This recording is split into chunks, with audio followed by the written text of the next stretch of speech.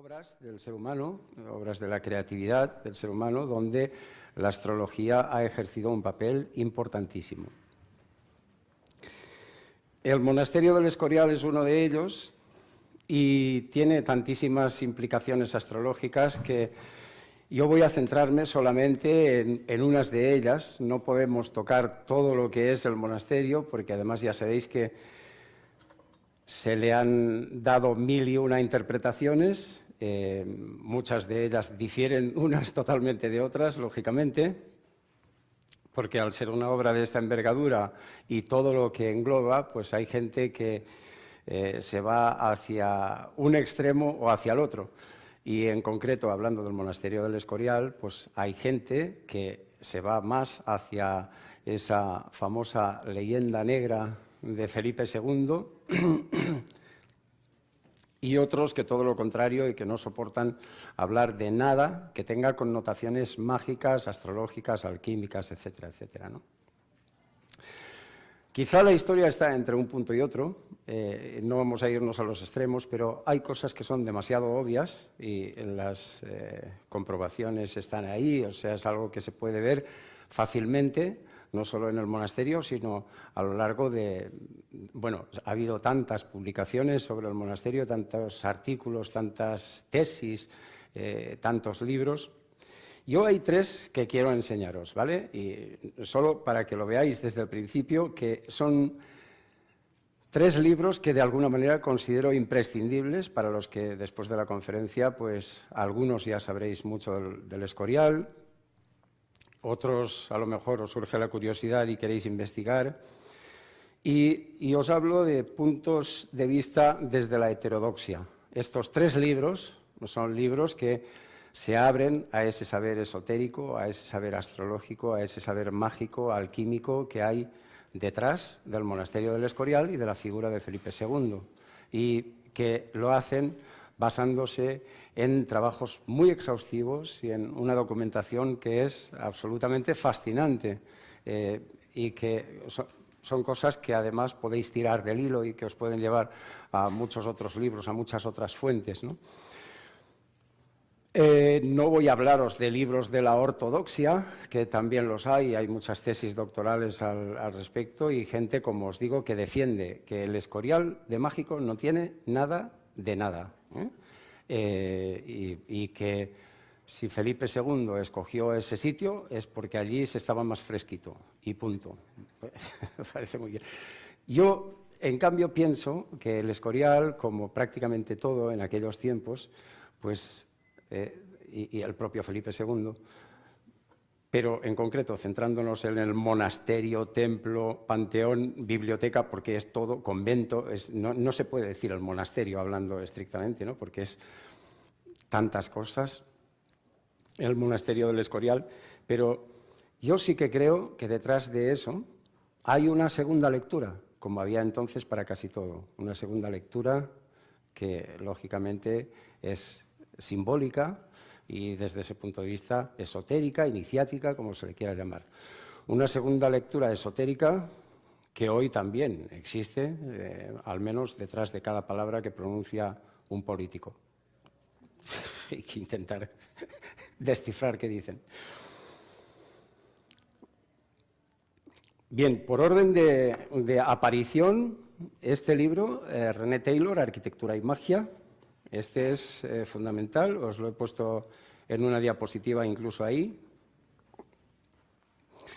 porque este señor descubre que detrás del monasterio del Escorial hay toda una intención astrológica y digamos que es un edificio talismánico diseñado en base a los astros, ¿vale? Su documentación es espectacular. Este libro está publicado en 1992. A pesar de estar publicado en 1992, se hizo primero una publicación, si no recuerdo mal, a mitad de los años 60 o 70, ya no recuerdo bien exactamente. Después viene este libro, viene después, este es el de 1995. Interesante, ¿por qué? Si el primero nos desvelaba que el Escorial es un edificio talismánico y puramente astrológico, y que la astrología además define muchos de los frescos que hay en la biblioteca del Escorial, que es una de las bibliotecas más fantásticas que hay en el mundo, ¿no? Este nos descubre otra cosa. Este es lo que podríamos decir un facsímil comentado del pronosticón. ¿El pronosticón qué es? El pronosticón es... bueno, no estará ahí, pero da igual. El pronosticón es lo que hace Matías Jaco, que es el médico y astrólogo de Carlos V, el emperador Carlos V, es decir, el padre de Felipe II. Cuando Felipe II se va a Flandes, que tenía 22 años, era príncipe todavía, y se va a Flandes a ver a su padre, y entonces allí su padre, que además estaba rodeado de magos, Carlos V, el emperador, Agripa, por ejemplo, trabajaba a su servicio, intentó contratar a John Dee, ese famoso mago que hizo el Monas hieroglífica, lo que pasa que era un mago que estaba al servicio de María Tudor, por ejemplo, con la que se casaría luego Felipe II. Pero, en fin, estos son anécdotas. Lo que quiero deciros es que cuando Felipe II se va con 22 años a Flandes, ya sabéis que Flandes eran posesiones de España, Felipe II era el rey en cuyas tierras no se ponía el sol, hereda de Carlos V, de su padre, un dominio brutal de tierras que van desde América hasta Filipinas, y toda la zona de Flandes, Países Bajos, Italia, España, etcétera, por supuesto, pertenecen a la corona. Pero allí lo curioso es que Matías Jaco, que es el médico, y ya sabéis que entonces médico, astrólogo, matemático, era lo mismo prácticamente, ¿no?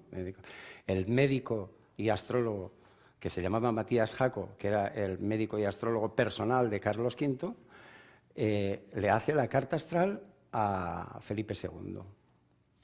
Y allí le ocurren una serie de cosas interesantes. En primer lugar, lo que ocurre es que ese salomonismo, ¿no?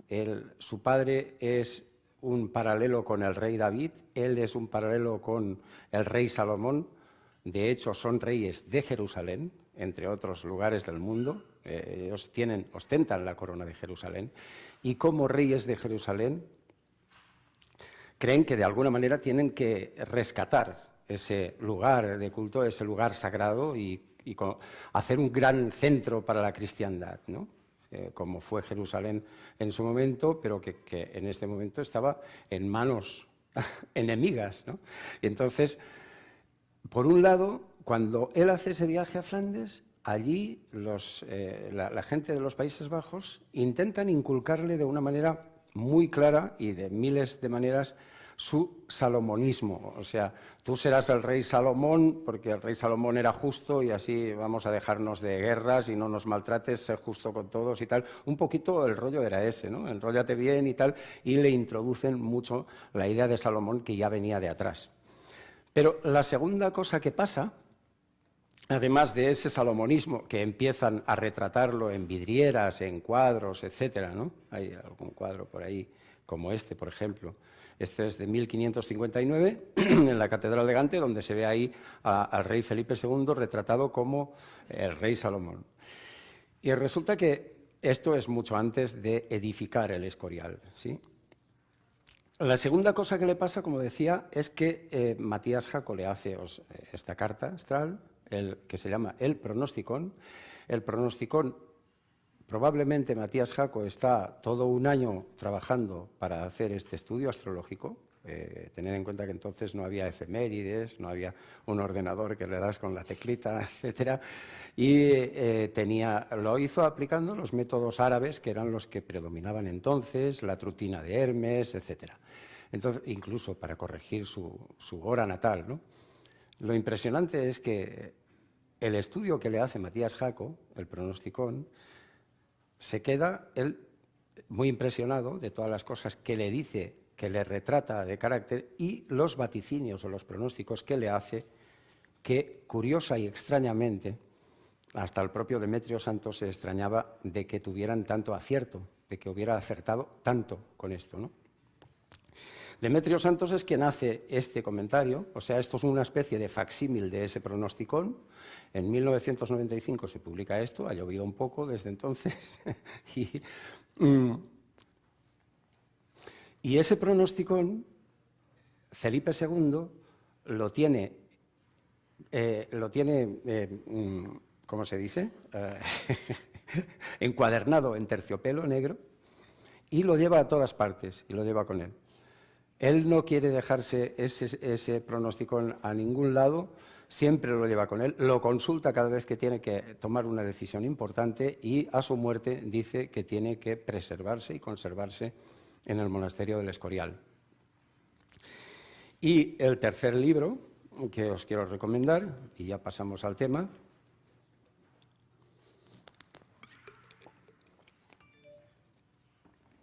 es este. Las claves ocultas de la Biblioteca del Escorial. Este se publica en torno al 2009, si no recuerdo mal. Sí, la primera edición es de 2009, que es esta, y Andrés Vázquez es un señor que ha hecho unas investigaciones, que estuvo pues unos 20 años trabajando, estudiando el Escorial a fondo, visitándolo constantemente, desempolvando todo tipo de estudios, etcétera, etcétera.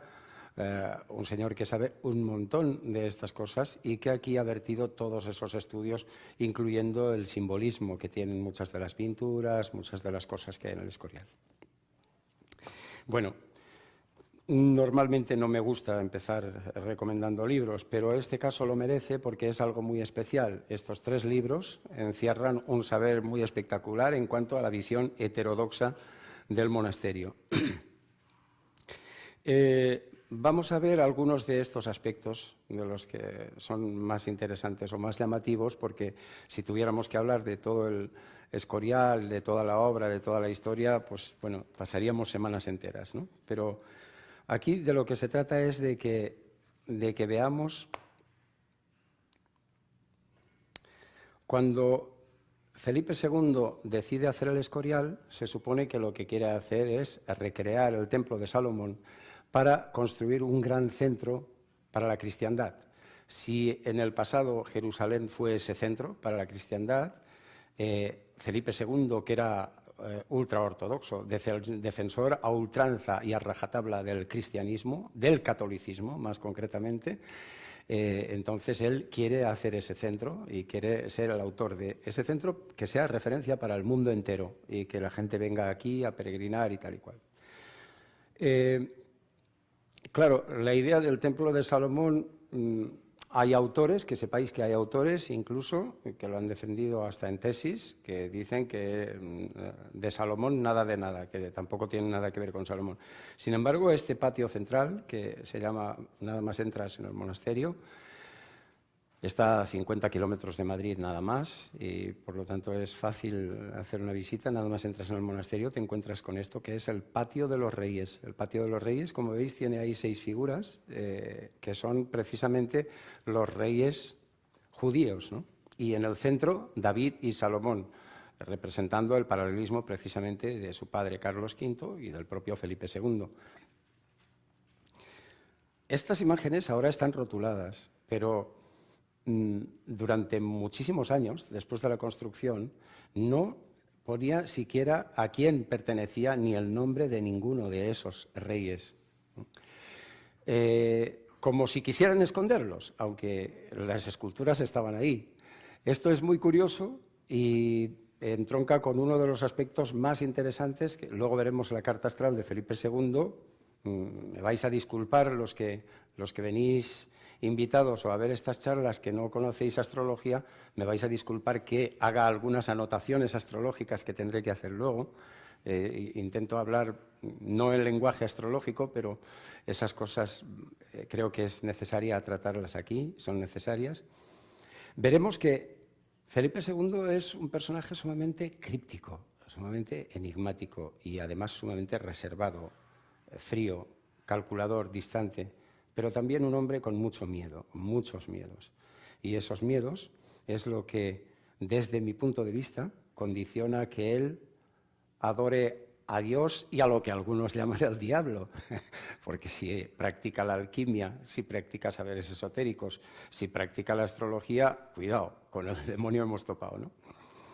La cuestión es que Felipe II buscaba protegerse, rodearse por todos los lados, a pesar de ser católico a ultranza, como ya hemos dicho, y esto es lo normal de todos los reyes del pasado, todos los poderosos, y hoy día, ¿no? Si hoy día te dicen que hay algo que te va a ayudar y tal, ¿por qué no lo vas a usar, ¿no?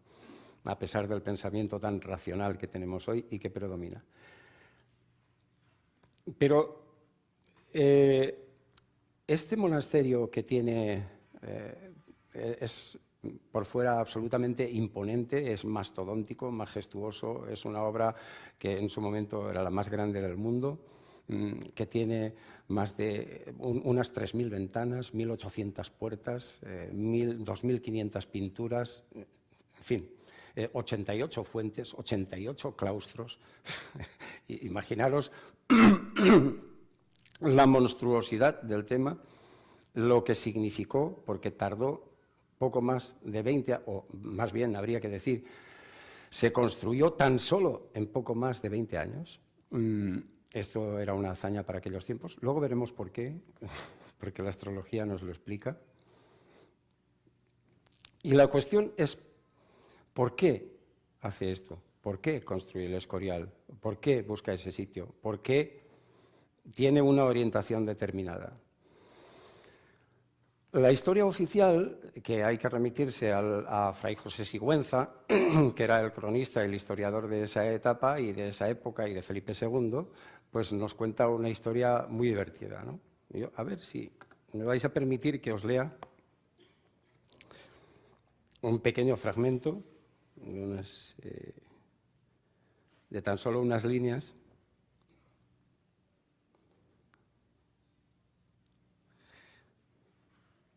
Porque él dice, a ver, que lo tengo aquí.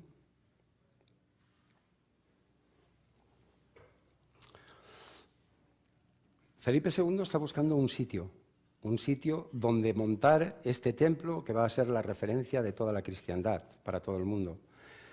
Él envía una serie de emisarios, de sabios, arquitectos, estrelleros, que es como se llamaba a los astrólogos de ese tiempo, que se dedicaban a encontrar los lugares más apropiados, las orientaciones, etc.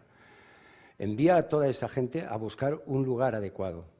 Y hay una avanzadilla de unos frailes que se colocan en el Escorial de abajo y tal, pero la cuestión es que ese día, al buscar el sitio, están andando por allí y de repente les pilla una tormenta, rayos y truenos que rompe ramas, tal y cual, no sé qué, y no pueden avanzar y dice, aquí nos quedamos, este es el sitio donde hay que construir. Se cuentan leyendas como esa, se cuentan leyendas como que Felipe II, como era el defensor del catolicismo por excelencia en todo el mundo, era el rey más poderoso de su tiempo, sin duda, ¿no? Estamos hablando del siglo XVI, y lo que hace es poner el monasterio ahí, porque ahí saben los que han ido a buscar por ahí que ahí está la boca del diablo. Hay una boca que lleva al infierno, y esa boca, que está representada por unas minas y tal, como lleva al infierno, él la tiene que tapar para siempre, para taparle toda posible salida al demonio y que deje de existir y bloquearle toda posibilidad de perdición para el ser humano, ¿no?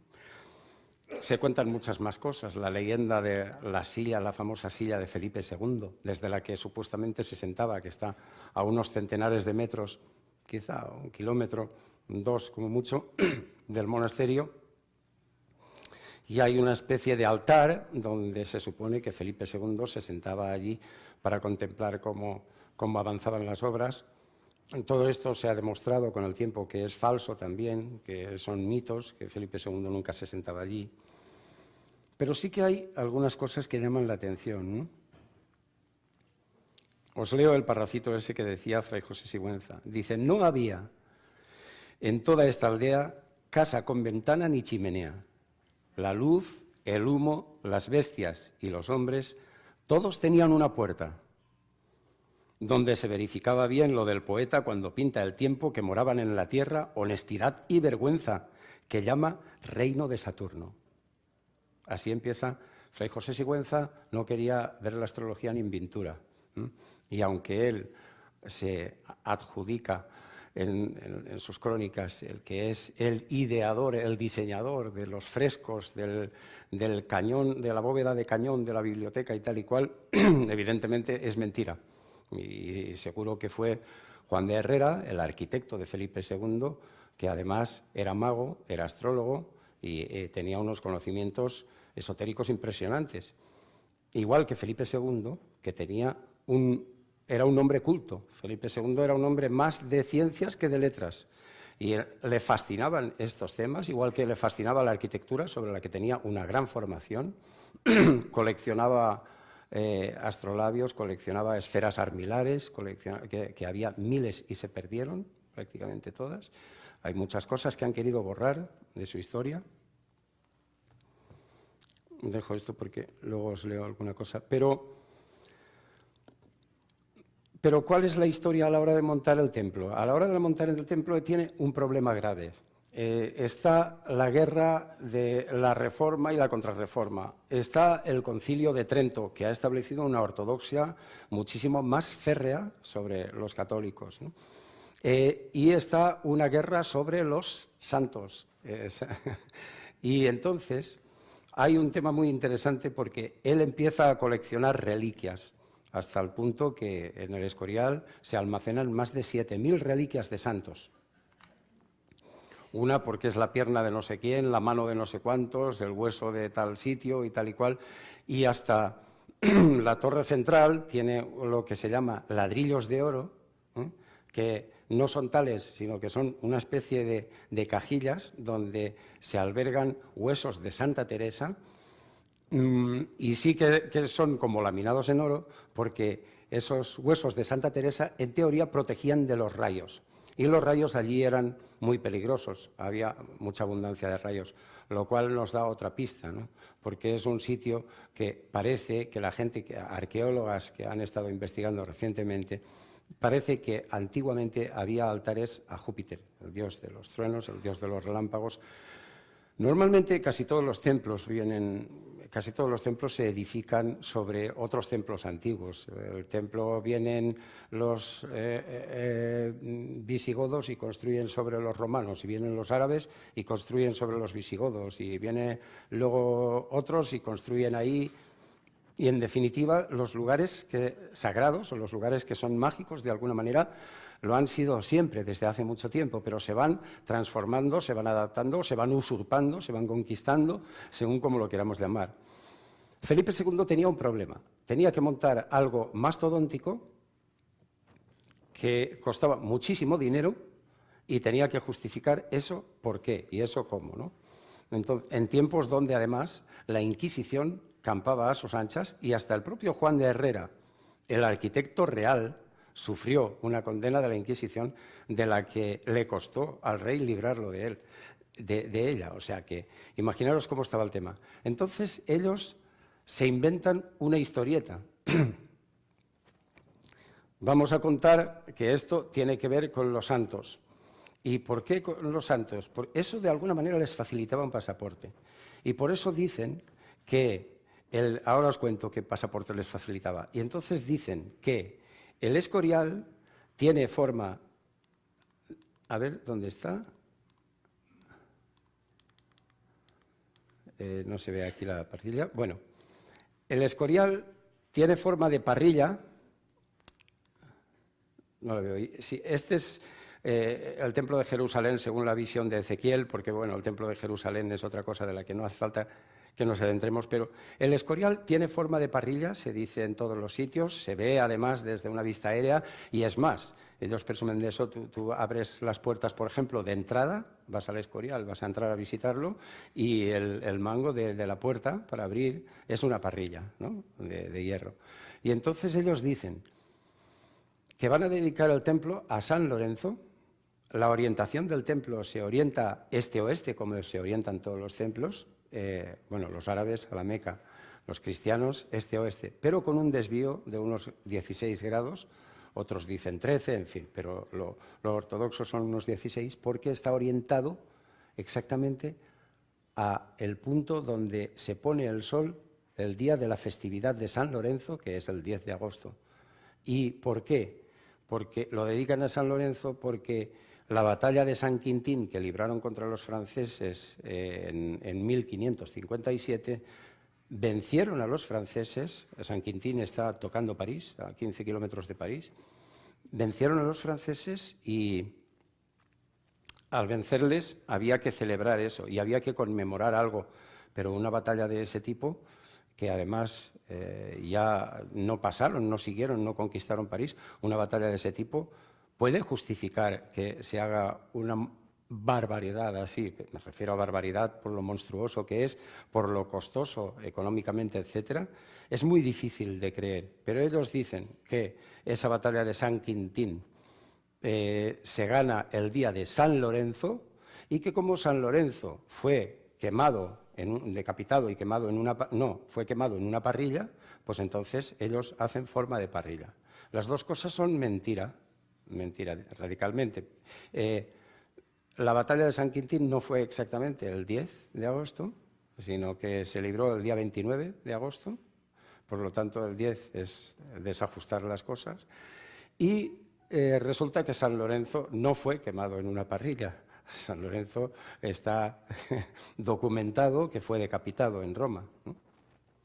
Y entonces, ¿por qué harían todo esto? ¿Y por qué esa historia? ¿Y por qué ha pasado a la historia oficial el que se hace en honor a San Lorenzo para celebrar esa batalla de San Quintín? ¿Y por qué meten a los santos por medio? La Reforma, que pretendía cargarse a la Contrarreforma, que pretendía cargarse a la Reforma, lo que hace es que se enfrentan en varios puntos, ¿no?, entre los reformistas y los contrarreformistas. Y hay uno que es esencial, que es fundamental. Los reformistas dicen que los santos no pintan nada, no pueden interceder, no pueden conceder favores ni pueden hacer nada. La Contrarreforma, en cambio, dice que los santos, si tú les pides, ellos te van a ayudar y que esas imágenes son como amuletos y que te van a ayudar para lo que tú les pidas, que están ahí para interceder por ti ante Dios. Y es una guerra de santidad, de creer en los santos o no creer, en parte. Entonces dice, vale, no creéis en los santos, toma santo, ¿no? Y aquí os lo voy a poner y tal y cual.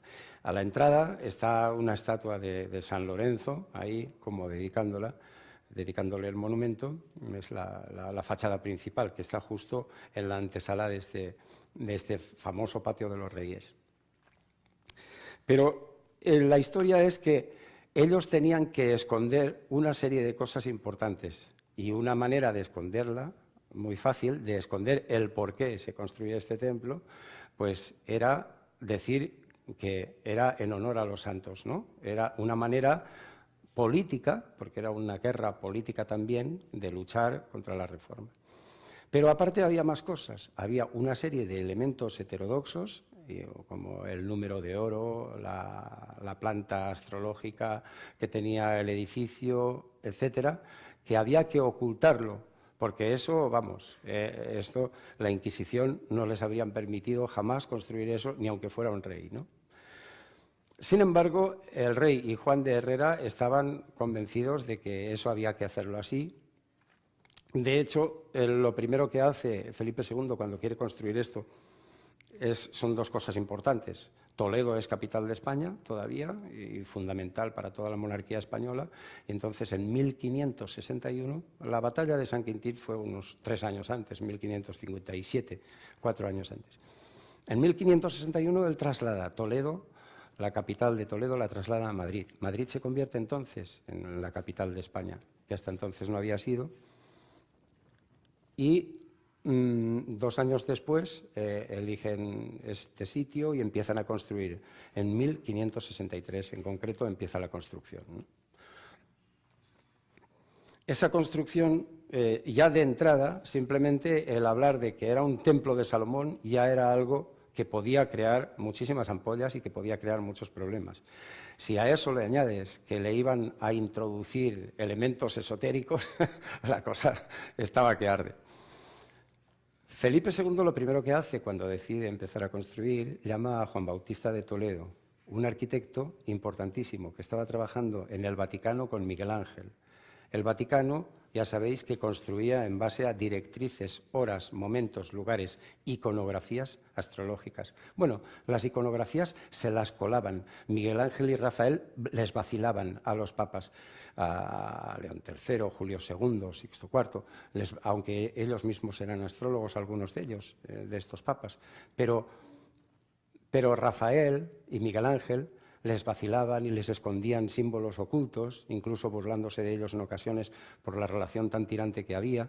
Pero la cuestión es que el simbolismo astrológico y esotérico, el Vaticano está lleno. De hecho, el Vaticano está montado sobre el monte Vatica, que era una diosa dedicada a la sanación y a la adivinación, ¿vale? Pero ya los propios papas usan la astrología para ver en qué momento elegir su coronación, en qué momento se hace la votación para ver quién va a ser papa, se atreven a falsear alguna carta astral para facilitarse el cargo. Este tipo de mal uso que se ha hecho siempre de la astrología por parte de algunos poderosos que dice que una vez lo han conseguido, luego han prohibido la astrología, esta esquizofrenia, porque dicen, otros pueden hacer lo mismo que yo quiero este poder solo para mí, ahora que ya lo he conseguido, esto prohibido. Esto pasó con algunos papas, esto pasó con emperadores romanos, esto pasa hoy día también. Gente poderosa que la utiliza y que no se puede decir y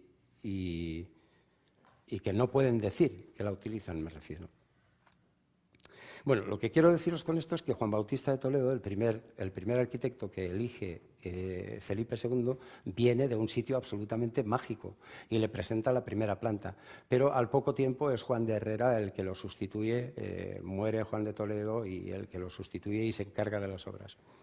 Las obras porque quiero pasar a los puntos esenciales, si no me enrollaré muchísimo. Ahí vemos a Juan de Toledo entregándole la planta.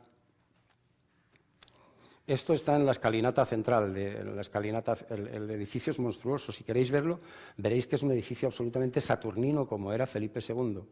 Da la sensación de frío, de lejano, de distante, de poco acogedor, de algo tenebroso casi incluso, hecho sumamente sólido, como de un pedrusco nada más, ¿no? Y se trataba de hacer eso.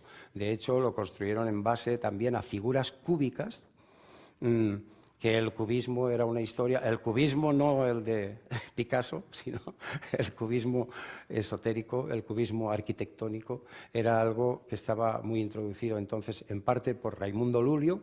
Raimundo Lulio tuvo una influencia en el hermetismo cristiano brutal y es una figura que ha tenido una gran trascendencia en el monasterio, para la construcción del monasterio, ¿no? Pero ellos lo construyen en base al cubo y en base al teatro de Giulio Camilo, que se basa, el teatro de Giulio Camilo se basa en el teatro de Vitruvio, el teatro zodiacal de Vitruvio, ¿vale? Y entonces ya empiezan las primeras reminiscencias astrológicas, empiezan por ahí. Es claramente un zodíaco, el Escorial, aunque hay muchos que no lo quieren ver. Esto, que representa unas gradas y tal, y como veis ahí representa esa estrella poligonada de 12 puntas y tal, en el centro. Cuando Vitruvio escribe los 12 libros de arquitectura, se convierte en referencia para toda la historia de la arquitectura, se convierte en un referente fundamental. Y empiezan a practicar no solamente el teatro mágico, el teatro zodiacal, empiezan a aplicarlo para la propia construcción del Escorial, sino que empiezan a aplicar el famoso número áureo, proporción divina, número phi, como le queráis llamar, y todo esto, que entronca en primer lugar con los pitagóricos, que ya empezaron con esta historia, y que luego el número phi se convierte, o el número áureo, esa proporción divina, se convierte en algo fundamental. Ahora vuelvo a este punto. Vitruvio y su obra de arquitectura se convierte en algo fundamental que todos tenéis en la rutina en la retina como esto, ¿no? Por ejemplo, el hombre de Vitruvio, precisamente, que es lo que pinta Leonardo da Vinci. ¿Qué significa el hombre de Vitruvio? Bueno, pues que el macrocosmos es como el microcosmos, o sea, que el macrocosmos, que somos perfectos, que los humanos tenemos unas proporciones y esas proporciones representan de alguna manera las proporciones del universo.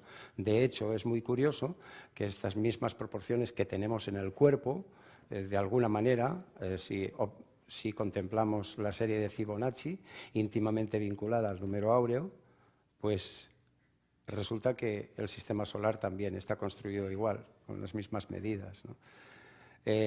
Esto de que el macrocosmos es como el microcosmos o lo que es arriba es como lo que es abajo y tal, parece que tiene muchas más implicaciones de las que parecen a simple vista, ¿no?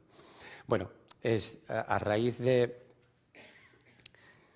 Vitruvio es muy antiguo, estamos hablando de 2000 años, pero precisamente en el siglo XVI, que es cuando hablamos de Felipe II y del monasterio del Escorial, a principios del siglo XVI, 1506, 1509, vamos, la primera década, no recuerdo el año, creo que era 1509, Luca Pacioli publica un libro que se llama De Divina Proportione, y esa divina proporción hace una referencia muy exhaustiva a este número áureo, a esta proporción divina, y dice que no hay nada que no deba construirse con unas proporciones perfectas, ¿no? Él creo que lo dice, sí, lo tenía. Bueno, el propio Vitruvio lo dice así, os voy a leer también unas líneas de él. Ningún templo puede presentar una razón en las composiciones sin la simetría y la proporción, al modo como hay una exacta razón en los miembros de un hombre bien formado. ¿Qué dice? ¿Qué quiere decir esa proporción del hombre bien formado? Bueno, pues es esto, y da igual, que sea hombre, que sea mujer, la cuestión es que es esto que estamos viendo precisamente ahora con Leonardo da Vinci, ¿no? Yo, como no sé, a ver, como se nos está yendo el tiempo, ¿no? No, 5 minutos no, mujer. 5 minutos para que acabe la ponencia y luego 10 de preguntas. A ver, ¿cómo lo hacemos? Sí.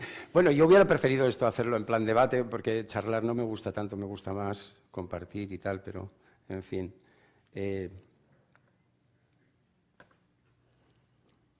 Vale, vamos a centrarlo en 3 puntos.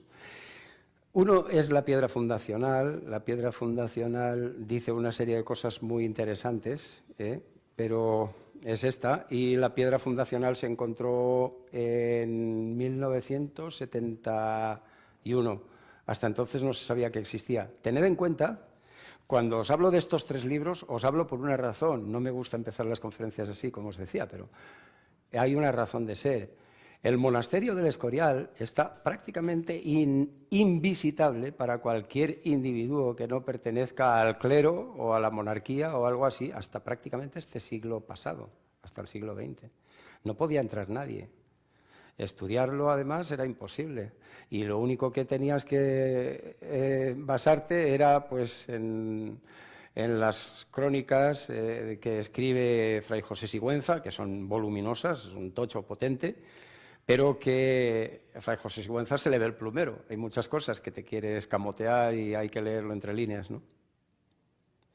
La primera piedra se pone ahí. Ahí sí que se ve la forma de parrilla. Ya sabía yo que la tenía en algún lado. ¿Lo veis? Arriba, a ver, espera. Esto.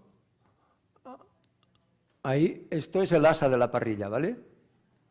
Y esto, pues claro, la parrilla completa. La entrada, esta es la entrada principal al monasterio, esto es el patio de los reyes, aquí está la biblioteca, ahí está la basílica, ahí está el panteón y las estancias del rey, sumamente humildes.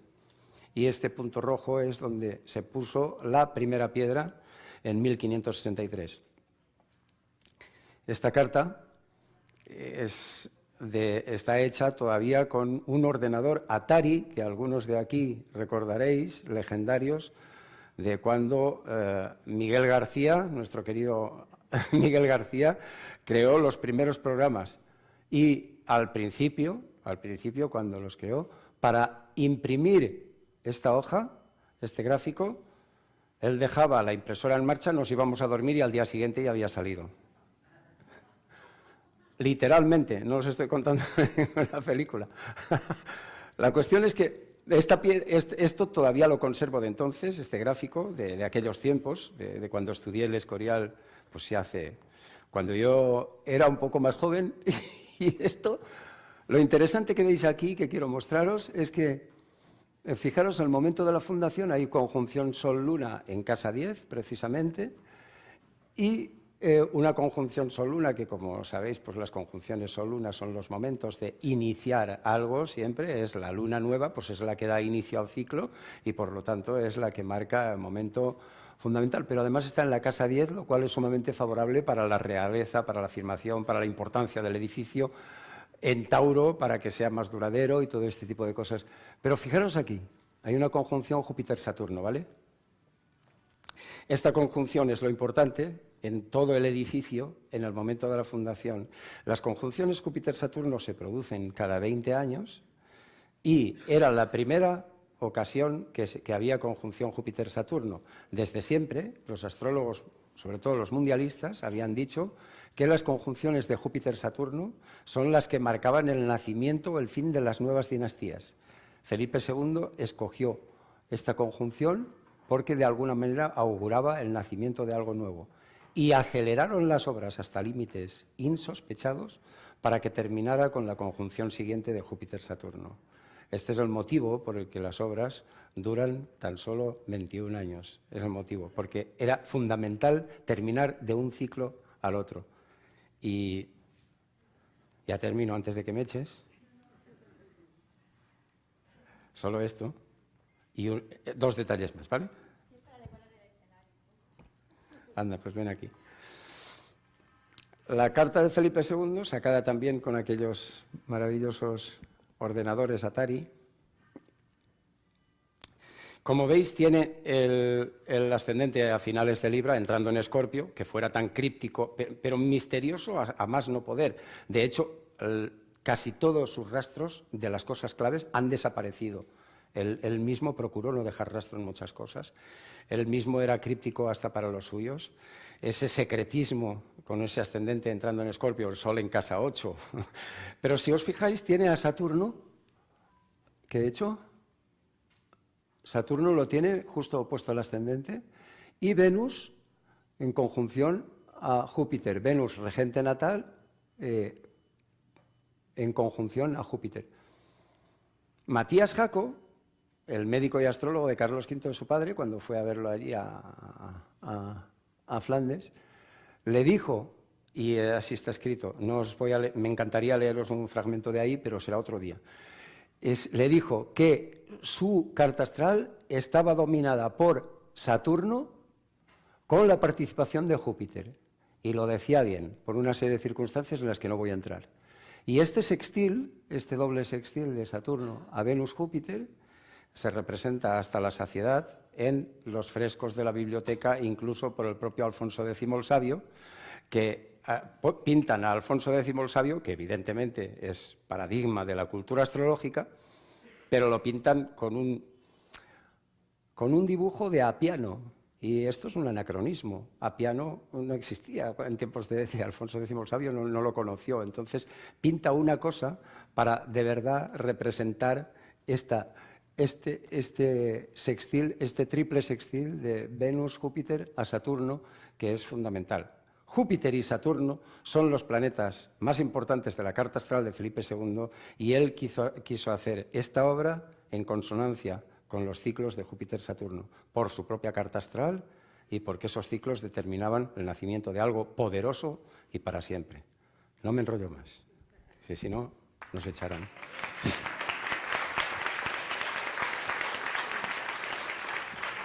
Muchas gracias, Vicente. Pues tenemos 10 minutos para comentar lo que queráis, preguntar, aprovechad que tenéis tiempo. ¿Por aquí?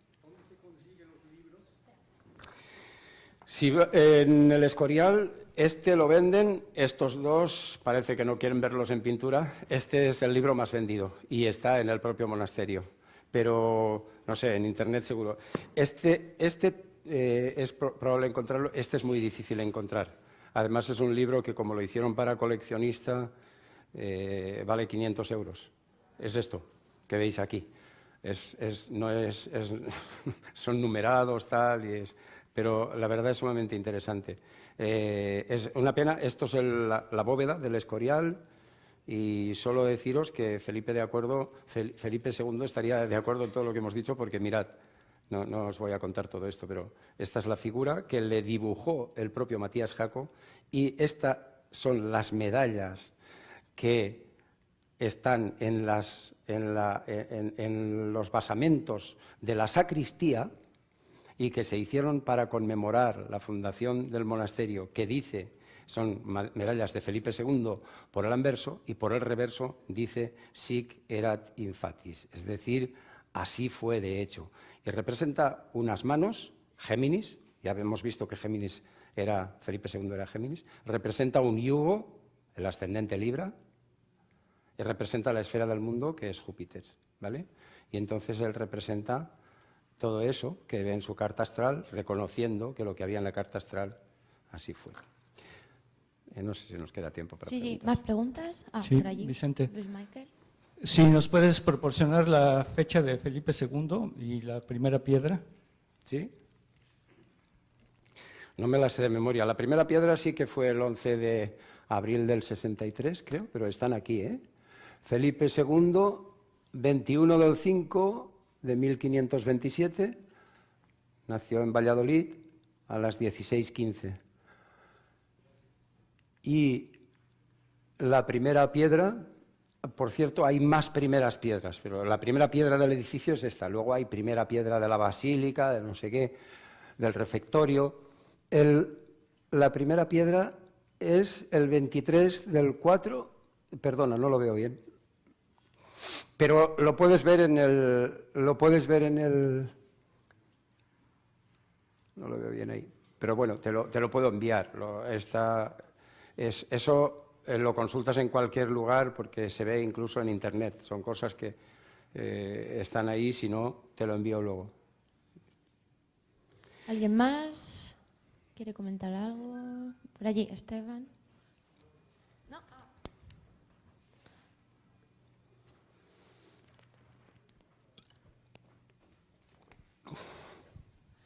Mira, se dice que en la cripta que se hizo, cuando se terminaran de rellenar todos los huecos de los tipo nicho, que acabaría la monarquía en España. Estaba como calculado, quedan 3 nichos nada más. ¿Qué piensas de ello o sabes algo sobre ello? No, de eso no te puedo decir nada. Hay un montón de leyendas, soy conocedor de esa. Es igual que la que habla de la piedra de Santa Teresa o la del perro negro, hay tantísimas, y yo no me ocupo de esos temas, no te puedo decir porque no los estudio esos temas, ¿no? ¿Sabes también de la conexión que hay a través de unas líneas de menires con Karnak y Stonehenge? Sí, eso se dice siempre de todos los sitios. En este caso no creo que sea cierto. Se dice de cualquier ermita que sea importante o de cualquier templo que sea importante, es fácil siempre encontrarle conexiones, ¿no? Y en este caso yo creo saber por qué está orientado a determinado punto, pero Felipe II no creo que buscase orientaciones con estos lugares. Eso sí que es muy difícil. Vale, gracias. Por ahí, Marisa. Esteban, ¿querías comentar? ¿No? ¿Alguien más? Sí, aquí. Vicente, enhorabuena. Gracias. Y muchas gracias, muy interesante. ¿Podrías ampliar un poquito el tema de ese presunto foco infernal sobre el que estaba construido el Escorial? ¿Tú quieres que nos quemen en la hoguera hoy? No, Hay una parte que son leyendas. Yo las leyendas no entro a valorarlas porque esto es como los ovnis. Tú puedes creer o creer en Dios o no creer. No puedes demostrar. Y cuando son cosas que no se pueden demostrar, yo prefiero no enrollarme. O sea, sé que existe eso. Hay un montón de leyendas en torno al monasterio que son divertidísimas, algunas de ellas, otras descabelladas, otras que tienen mucho sentido. No lo sé hasta qué punto. Hay muchos lugares en el mundo, no es el único que dicen que ahí hay una boca del infierno, ¿eh? Hay varios, en España hay unos cuantos, que dicen que ahí el diablo se expresa y no sé qué. Pues a veces ha bastado simplemente que haya un fenómeno de rayos, truenos o de unas cavidades que de la circulación de aguas subterráneas se hayan removido por mareas especiales con fases de la luna o con eclipses y tal, y ha habido sonoridades extrañas para que la gente dijera que era el demonio, ¿eh? Yo esas cosas no te las puedo decir. ¿Alguien más? Por allí.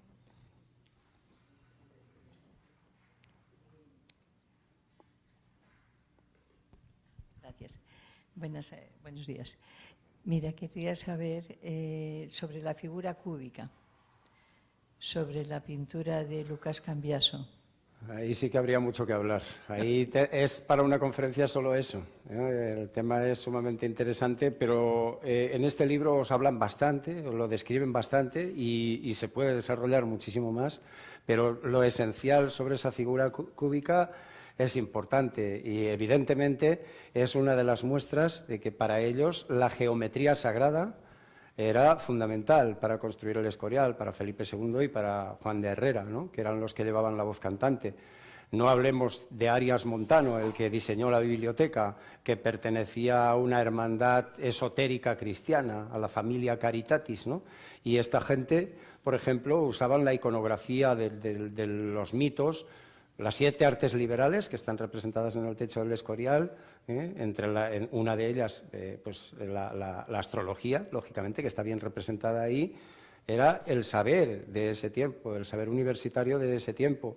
Y entonces, todas las representaciones que hay ahí, en parte, están entroncadas no solamente con las 7 artes liberales y con el número áureo, sino con la geometría sagrada, en la que la forma cúbica es fundamental. ¿Por qué? Pues es evidente, el cubo es el 4, 4, 4, es materia, es estabilidad, es duración, es hacer un edificio para siempre, sólido, que nadie lo vaya a avasallar ni lo vaya a tirar jamás, ¿no? Y lo curioso es que se atrevan a ponerlo allí en el coro, Eso. y que nadie dijera nada hasta hace muy poco, por eso recomiendo estos libros.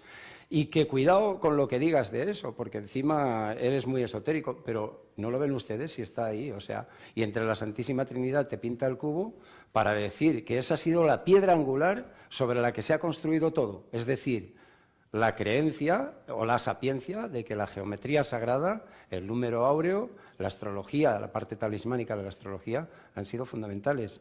Eso entronca con Ramón Llull, que lo he citado de pasada, porque aquí solo podemos citar cosas de pasada, en este tiempo no nos da tiempo a más. Vale, gracias. Una última pregunta. ¿Quieres comentar?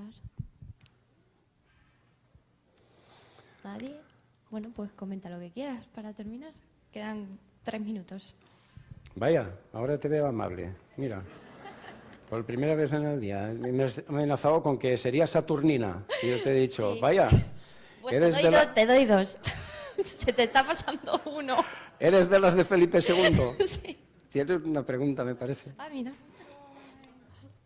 No tiene que ver mucho con lo que acabas de decir, pero o sea, con el tema este del Escorial, pero lo que dijiste de Júpiter-Saturno también es relevante en la carta astral de una persona. Por ejemplo, la conjunción, si naces bajo una conjunción Júpiter-Saturno, eso también significa la construcción de algo, el inicio de una construcción de algo sólido, ¿no? Bueno, depende de dónde esté esa conjunción Júpiter-Saturno, pero en principio la gente que pertenece a las generaciones Júpiter-Saturno se da una vez cada 20 años y por lo tanto lo tiene la gente que ha nacido en 1961, 1981, el 2000, 1941, 42, por ahí, ¿no? Es decir, cada 20 años Sí. esa gente tiene esa conjunción en su Sí, carta. sí. En función de si esa conjunción te pilla puntos vitales como es el ascendente, el sol, la luna, medio Totalmente, cielo, sí. regente de medio Sí. cielo, algo que Sí. lo personalice en ti, porque Sí. cuando hablamos de planetas mayores, especialmente Urano, Neptuno y Plutón, pero también pasa un poco con Júpiter, Saturno, perdona que te hable rápido, que si no Saturno nos echa.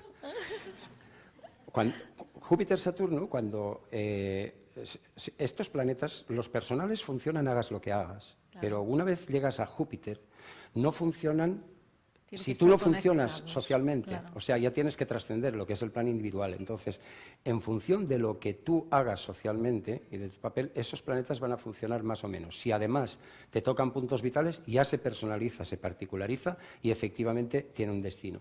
En primer lugar, el destino es que cada 20 años y cada vez que se cumpla el ciclo de cuadratura o oposición entre esos dos planetas, tú vas a ser sensible a eso, igual que la persona que ha nacido en luna llena o en luna nueva es sensible a los cambios de fase lunar, o si ha nacido con la luna en el ascendente, por ejemplo, ¿no? Claro, claro. Entonces, tú ya eres sensible a esos ciclos, ¿no?, de Júpiter-Saturno.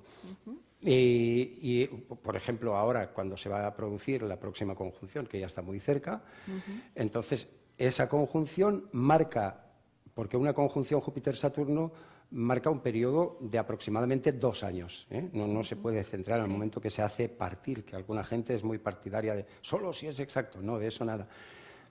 Esos 2 años aproximadamente, alrededor del momento en que se hace exacta, sí que son 2 años que para ti te ofrece la oportunidad de reconstruir tu vida o lo que quieras hacer en función de la casa donde lo tengas y demás, Sí, ¿no? sí. Siendo Saturno regente del ascendente y conectados los dos con el Sol y la Luna, eso está marcando muy personalmente, ¿no? Evidentemente, ahí sí Una se construcción de personaliza algo. totalmente. Sí. Y es el momento de aprovechar estos ciclos, ¿no? Cuando tienes... En la carta astral siempre hay ciclos con los que resonamos o planetas con los que resonamos y cada planeta tiene sus ciclos y tal. Y controlar esos ciclos es una de las claves de la interpretación de la astrología. Lo que pasa que al pasar a planetas mayores, a partir de Júpiter hasta Plutón, pues ya la cosa se complica un poco porque te exigen mucho más. Tú ya no tienes que ser un individuo simple y sobrevivir, digamos, y comer y dormir. Ya tienes que estar dispuesto a hacer alguna aportación social, a crecer, a superarte a ti mismo, a conquistar el héroe que llevas dentro y a todo este tipo de cosas. Y si no lo haces, esos planetas no van a funcionar. Y los tránsitos te van a dar calderilla o te van a dar lo malo. Pero difícilmente te van a dar el oro alquímico que hay tras cada tránsito planetario, ¿no? Muchísimas gracias, muy bien. A ti. Muchas gracias, Vicente. Un fuerte aplauso para él. Gracias. Gracias.